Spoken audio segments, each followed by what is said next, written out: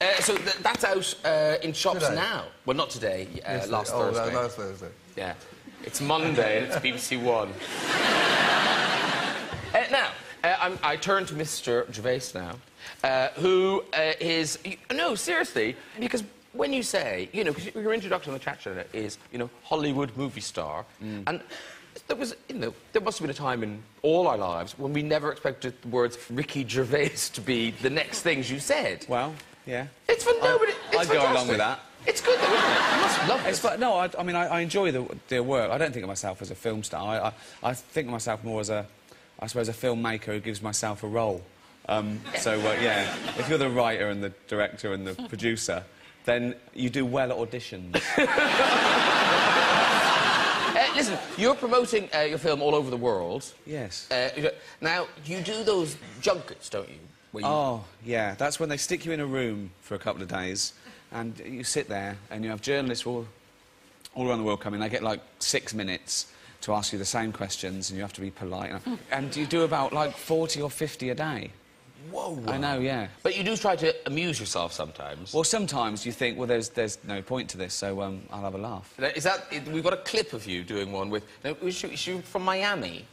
Oh, this was one of the last ones of the day. OK, so you've got to remember that I'd already done about 40 of these, and this woman walked in. OK, so I don't think it needs any more setup than that, I don't really. think so. So let's have a look at a clip. Ricky, your character in this movie is a little heavy-set. He has a pot belly. Yeah. He loves his beer. Absolutely. Didn't he think that if he lost a little weight, maybe the girl of his dreams will get a little closer? Yeah. Tu personaje está un poquito gordito. Si rebajara, la mujer de sus sueños, ¿saldría con él? Probably lost a bit in translation. What you probably said was that I'm quite a leading man. Sí, bueno, yo creo que estás muy lindo ahora, estás muy guapo. I only got crocus, but... So, I did. And to answer your question, yeah.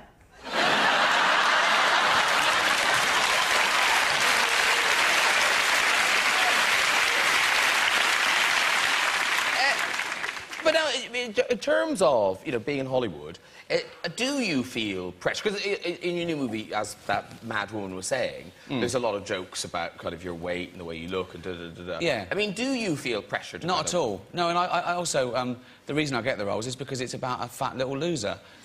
So I feel no pressure. I think, no, come on, be honest. You're not a loser. No, I know. Thank you. Nice distinction. I think a comedian has to be the butt of the joke. You mustn't take yourself too seriously, you know. I don't think anyone should take themselves too seriously. But I think, you know, I give myself roles that I can do. So, no, I don't feel pressure to lose weight or have my teeth done or anything like that. But then it kind of it gets taken out of your control, because, like, wasn't your face airbrushed in the American poster? Yes. I mean, they airbrushed it, OK. But it didn't make me look better. I think it made me look like I've had reconstructive surgery. It looks like I've had a terrible fire. Accident. Yeah, I know. But this is the English poster, this one. Now, is it true that's not your body? That's not airbrushed, but that's not my body. No, they took a picture of me, and then they made someone do that, jump around. Because I couldn't possibly do that. It's so funny, right? They took me and they showed me the poster. They showed me the poster. I said, well, this one, yeah, just change it a little bit. And I said, when that poster goes up on the sides of buses and that, the first thing people will draw is a big cock. Because we're like, definitely, it's just... They will now. I love this. But how Hollywood... Well, you probably have them. You have a bodyguard. You have your own bodyguard. I'll tell you, I don't need one. I got with my wife. Yeah. Well, this bodyguard isn't that scary. No, I got a bodyguard in America, and I found out he was armed, so I was so excited. Like, boys never grow up. We go, you got a gun? He goes, yeah. I go, can I see it? It's a really quiet guy, and it's a suit, and we were just, you know, it's really down to earth, normal, just watching me and getting me in the car and everything. Then I found out he was special SWAT team in LAPD. So now I'm going, well, have you killed anybody? Have you killed anybody? like a kid, like a 10-year-old, right? And then he said, he dropped me off at the hotel. I said, I've got to go on a mission. I've just been called. He went on to this a hostage situation. He is only one of the 9 negotiators. So when someone runs into a building and they take their kid, it's usually their child or their wife that they take hostage, not a stranger. and he has to talk them out. And I was fascinated. I was just boring him on the way to the airport. I asked him for like 2 hours, what'd you do? What'd you do then? And the first thing they do is they call the phone company and say, what's the phone number in that house? And they say, change 1 digit. So now only he can call this guy, because you can't have an engaged number when you're trying to... And they learned that to the hard way, didn't they? Exactly. And he tries to talk them out. And I said, what happens when if he says, look, I'm going to kill everyone and you're not going to get me out? He says, then my only job is to get them to stand near a window. And I went, wow.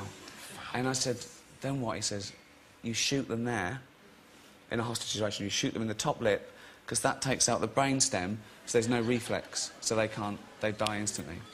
But the thing is, to get a gun, it's relatively easy. I mean, it's not getting a gun. It's... He's allowed to have one, though, Ozzy. I don't you think that you can just go around shooting? I've got one. Have you? 45 caliber. My son Jack. You ever shot anyone? No,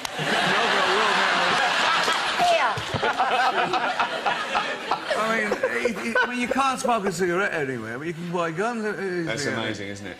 And drive, frankly. That is I don't need a gun. Here comes Ozzy! Listen, the film, Invention of Lying. Oh, yeah. I mean, the premise is so... I like the film because it's self-explanatory. It's a high-concept film. It's an alternative universe where the human race hasn't evolved the ability to tell a lie, so everyone tells the absolute truth. So they say things like, oh, your baby's so ugly, and stuff like that. And I play a fat little loser, and they just say what's on their mind to me. Everyone hates me. My secretary's rude to me. My nemesis, played by Rob Lowe, everyone's rude to me. But then I discover I can lie. And so now... it's like a superpower, because everyone believes exactly what I say. I can go into a casino and say, that machine didn't pay out, so I get rich. Also, I tell the greatest stories ever told, because there's no fiction in a world without lies. So I become a great storyteller. So it's about that, and then I tell one lie that changes the world, and the film is sort of about that, really. It sort of spins. But it's a comedy first, but it's also a drama towards the end. So it's about politicians, isn't it? We talk about that, exactly, politicians, advertising, and lots of other things, yeah. Here's a clip of the film. This is before you invent lying.